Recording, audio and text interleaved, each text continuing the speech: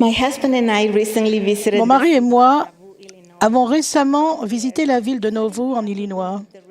Nous nous sommes assis dans la pièce au premier étage du magasin de briques rouges qui servait de bureau et de commerce à Joseph Smith le prophète. Nous avons écouté attentivement le guide qui rappelait quelques événements du rétablissement qui y sont déroulés. J'ai pensé à l'établissement de la Société de secours et à certains enseignements que les sœurs de la Société de secours avaient reçus du prophète Joseph dans cette pièce. Ces enseignements sont devenus les principes fondamentaux sur lesquels la Société de secours a été édifiée. Accroître la foi, fortifier les foyers de Sion et rechercher les nécessiteux pour les aider sont des objectifs fixés dès le début. Ils ont toujours été conformes aux priorités des prophètes. Lors de l'une de ces premières réunions, le prophète Joseph a cité une lettre de Paul aux Corinthiens. Dans son discours puissant sur la charité, Paul parle de la foi, de l'espérance et de la charité, concluant « Mais la plus grande de ces choses, c'est la charité ». Il décrit les qualités que comporte la charité. Il dit « La charité est patiente, elle est pleine de bonté, la charité n'est point envieuse, la charité ne se vante point, elle ne s'enfle point d'orgueil. Elle ne cherche point son intérêt, elle ne s'irrite point, elle ne soupçonne point le mal. Elle ne se réjouit point de l'injustice, mais elle se réjouit de la vérité. Elle excuse tout, elle croit tout, elle espère tout, elle supporte tout. La charité ne périt jamais. » S'adressant aux sœurs, le prophète Joseph a dit « Ne sous-estimez pas les vertus de votre prochain.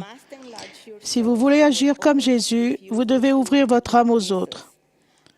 À mesure que vous progressez en innocence et en vertu, à mesure que vous progresserez en bonté, laissez votre cœur s'ouvrir. Laissez-le s'ouvrir aux autres.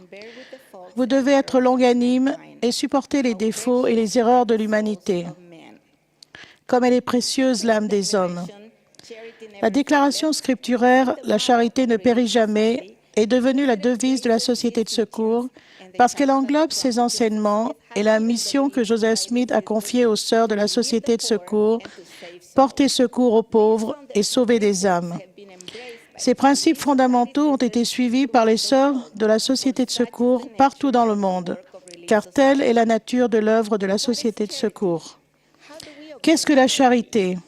Comment devient-on charitable? Le prophète Mormon définit la charité comme étant l'amour pur du Christ. Paul enseigne que la charité est le lien de la perfection. Et Néphi nous rappelle que le Seigneur Dieu a donné le commandement que tous les hommes doivent avoir la charité, et cette charité, c'est l'amour. En examinant la description de la charité donnée ci-dessus par Paul, nous apprenons que la charité n'est pas un acte unique ou quelque chose de donné, mais un état de l'être, un état du cœur, des sentiments de bonté qui engendrent des actions aimantes. Mormon enseigne aussi que la charité est accordée aux vrais disciples du Seigneur et qu'elle purifie ceux qui la possèdent. De plus, nous apprenons que la charité est un don divin que nous devons rechercher et pour lequel nous devons prier. Nous devons avoir la charité pour hériter du royaume céleste. Comprenant que le Seigneur nous a demandé « Revêtez-vous comme d'un manteau du lien de la charité », nous devons demander quelles qualités vont nous aider à acquérir la charité. Nous devons premièrement avoir le désir de devenir plus charitable et davantage semblable au Christ. L'étape suivante est la prière. Mormon nous exhorte « Priez le Père de toute l'énergie de votre cœur afin d'être rempli de cet amour. » Cet amour selon Dieu est la charité. Et si nous sommes remplis de cet amour, nous serons semblables à lui. Par la lecture quotidienne des Écritures, nous pouvons avoir le Sauveur à l'esprit et le désir de lui ressembler davantage. Dans mon bureau, j'ai accroché un tableau de Minerva Teicher intitulé « Au secours de l'agneau égaré ». On y voit le Sauveur au milieu de ses brebis, tenant tendrement un petit agneau dans ses bras. Cela m'aide à penser à la supplication « Paix mes brebis », qui signifie pour moi s'occuper de tous les gens qui nous entourent et particulièrement de ceux qui sont dans le besoin. Le Sauveur est l'exemple parfait de la manière de faire preuve de charité. Durant son ministère, dans sa condition mortelle, il a fait preuve de compassion pour les affamés, les pécheurs, les affligés et les malades. Il s'est occupé des pauvres et des riches, des femmes, des enfants et des hommes, de sa famille, de ses amis et d'étrangers. Il a pardonné à ses accusateurs et il a souffert et il est mort pour tout le genre humain. Tout au long de sa vie, Joseph Smith, le prophète, a aussi pratiqué la charité en ayant un amour fraternel et du respect pour autrui. Il était bien connu pour sa gentillesse, son affection, sa compassion et son souci des gens qui l'entouraient. Aujourd'hui, nous avons la bénédiction d'avoir un prophète qui personnifie la charité. Le président Monson est un exemple pour nous et pour le monde. Il porte le manteau de la charité. Il est bon, compatissant et généreux, un véritable ministre du Seigneur Jésus-Christ. Il enseigne, la charité, c'est d'être patient avec quelqu'un qui nous a déçus. C'est résister à la tendance à s'offenser facilement. C'est accepter les faiblesses et les imperfections. C'est accepter les gens comme ils sont vraiment. C'est de voir, au-delà de l'apparence physique, les qualités qui ne s'estomperont pas avec le temps. C'est résister à l'envie de mettre les autres dans des catégories. Quand nous avons la charité, nous sommes prêts à rendre service et à aider quand cela ne nous arrange pas et sans attendre de reconnaissance ou de réciprocité. Nous n'attendons pas qu'on nous demande d'aider parce que cela fait partie de notre nature. En choisissant d'être bonne, attentionnée, généreuse, patiente, prête à accepter, à pardonner, à accueillir et désintéressée, nous découvrons que nous abondons en charité. La Société de secours fournit d'innombrables occasions de rendre service. L'un des moyens les plus importants de pratiquer la charité est les visites d'enseignement. Par des visites d'enseignement efficaces, nous avons de nombreuses occasions d'aimer, de soutenir et de rendre service. Exprimer de la charité ou de l'amour purifie et sanctifie notre âme, ce qui nous aide à devenir davantage semblables au Sauveur. Je suis émerveilleux par les innombrables actes de charité accomplis chaque jour partout dans le monde par des instructrices visiteuses qui répondent généreusement aux besoins de sœurs et de leurs familles.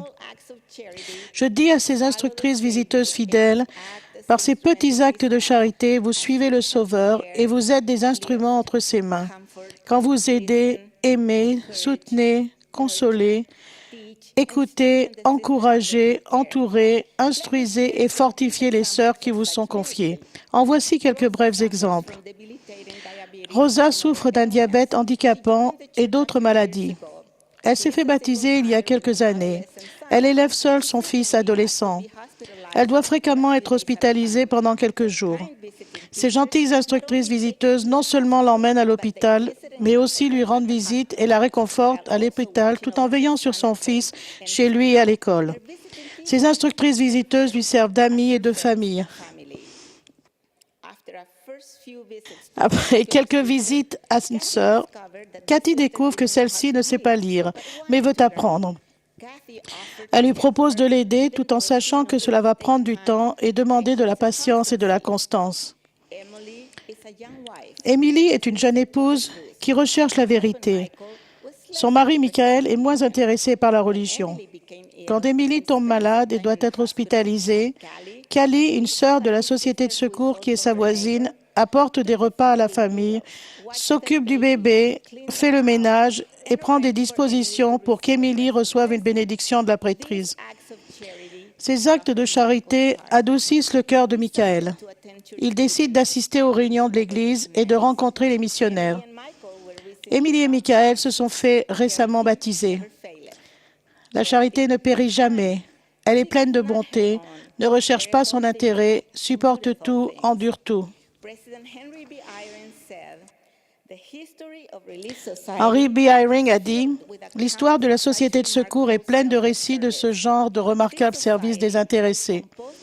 Cette société est composée de femmes dont les sentiments charitables viennent du changement de cœur qu'elles ont connu parce qu'elles se sont qualifiées pour contracter et qu'elles respectent les alliances qui sont offertes uniquement dans la véritable Église du Seigneur. Ces sentiments charitables viennent du Sauveur par son expiation. Dans leurs actes charitables, elles sont guidées par son exemple. Ils sont inspirés par leur reconnaissance pour son don infini de la miséricorde et par le Saint-Esprit qu'il envoie pour accompagner ses servantes dans leur mission miséricordieuse. Grâce à cela, elles ont accompli et peuvent accomplir des choses extraordinaires pour les autres et trouver de la joie même quand elles ont de grands besoins insatisfaits. Quand nous rendons service et que nous faisons preuve de charité, cela nous aide à surmonter nos propres difficultés qui nous semblent alors moins difficiles. Je reviens maintenant aux enseignements donnés par le prophète Joseph aux sœurs dans les premiers temps du rétablissement. Exhortant à pratiquer la charité et la bienveillance, il a dit « Si vous vivez à la hauteur de ces principes, comme votre récompense sera grande et glorieuse dans le royaume céleste. Si vous vivez à la hauteur de ce à quoi vous avez droit, on ne pourra empêcher les anges d'être avec vous. » Dans les premiers jours de Nauvoo, les sœurs recherchaient les gens dans le besoin pour les aider, et il en est de même aujourd'hui. Les sœurs du royaume sont d'un grand soutien spirituel dans le domaine spirituel, le service compatissant et le dévouement. Des instructrices visiteuses dévouées se rendent visite et prennent soin les unes des autres. Elles suivent l'exemple du Sauveur en faisant comme lui. Toutes les femmes de la société de secours peuvent être remplies d'amour, sachant que leurs petits actes de charité ont un pouvoir guérisseur pour autrui et pour elles-mêmes. Elles apprennent à coup sûr que la charité est l'amour pur du Christ et ne périt jamais. En lisant l'histoire de la société de secours, vous serez inspiré de découvrir que ce principe important de l'Évangile est un thème qui sous-entend le livre tout entier. Je termine en demandant à toutes les femmes de l'Église de supplier Dieu de leur accorder le désir d'être remplies du don de la charité, l'amour pur du Christ.